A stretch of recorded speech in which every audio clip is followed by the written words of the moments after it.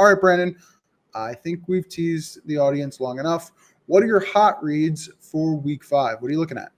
We're getting ugly. We're going with 2 unders, and they're pretty ugly unders. So let's start with my Vikings and the Browns. Just a heads up, you could probably sleep in next Sunday. Under 37.5 at DraftKings. Back to London, where we're not going to see a lot of points in this one, I don't think. Both teams entered the weekend top 3 DVOA defense, bottom quarter of the league on offense.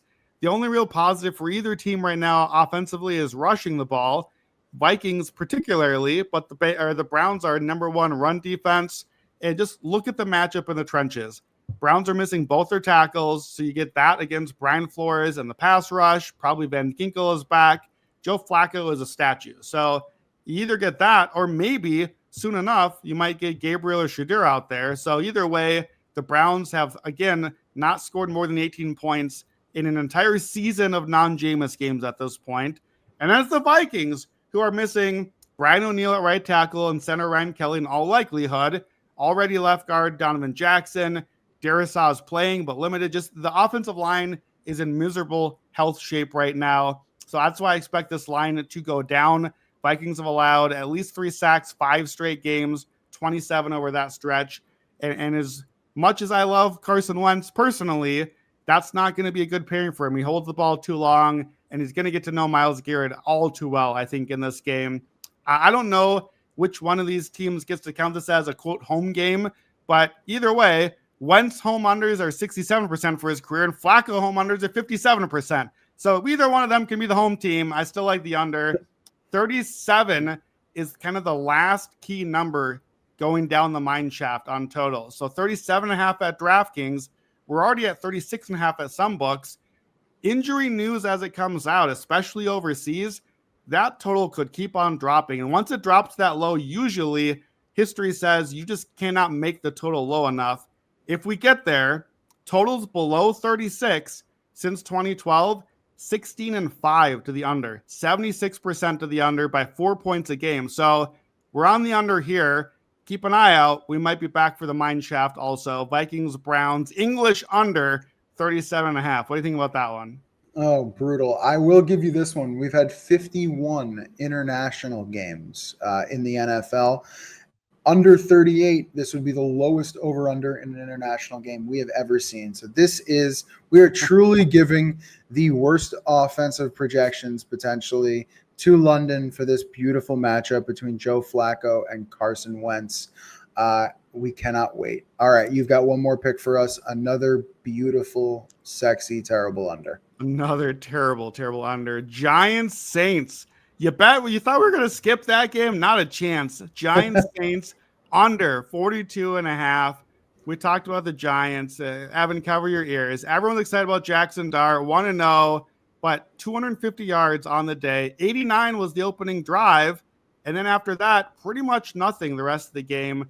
Dart has 111 yards. He did run pretty well, but the Giants scored only 14 points after the opening drive. 11 of those were right after 2 turnovers when they gained a total of 2 yards on those drives. One of them for a touchdown, granted, but they're not really moving the ball that much. Malik Neighbors certainly doesn't look like he'll play in this game, probably out for the year.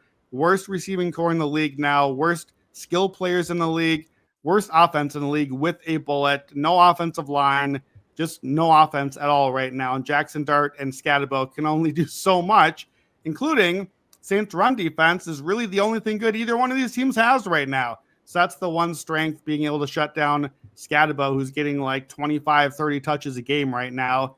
Giants defense played a little better Sunday. Saints O-line is not great. We could get Tyler Shuck in this game still potentially as well. Happy birthday to Tyler Shuck today, by the way. I think he's like 80 years old now.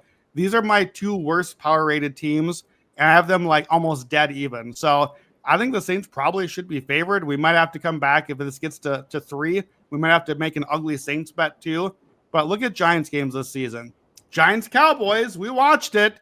A lot similar to this Sunday night game we just watched. 77 points. Giants' other 3 games, 27 points combined, 31 and 39. So 32 points a game as long as you're not playing the joke of a Cowboys defense. Brian Dable, road unders, 59%. Brian Dable in games with a total under 44 has the highest active coaching rate to the under, 24, 14-1 to the under, 63%. So again, under 42.5 at DraftKings, our sponsor. In the 40s, every number matters. So I'm already seeing this at 41 at one book. You want to grab these before they get any lower. It's going to be ugly. That's kind of where we're at with some of these ugly teams and injuries. I will say this before we get out of here. Next week's schedule has some pure ugliness to it. If I go down a little bit quickly here. So you got Minnesota, Cleveland, Miami, Carolina, Dallas, Jets, Giants, New Orleans, Tennessee, Arizona, almost a 10-point spread in that game. Cardinals almost laying 10. I almost couldn't believe it when I saw it. But next week, I had that circled. I wanted Cards -6.5. That was my first hot read if we could get it. And then it opened 10. back at 9.5. And I was like, okay.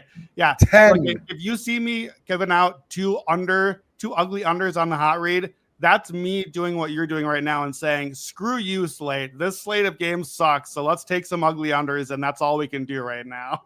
10. All right. Again, if you want to tell Brandon's hot read, and find the quick slip link in the podcast and video description, or go to actionhour.com/bet now.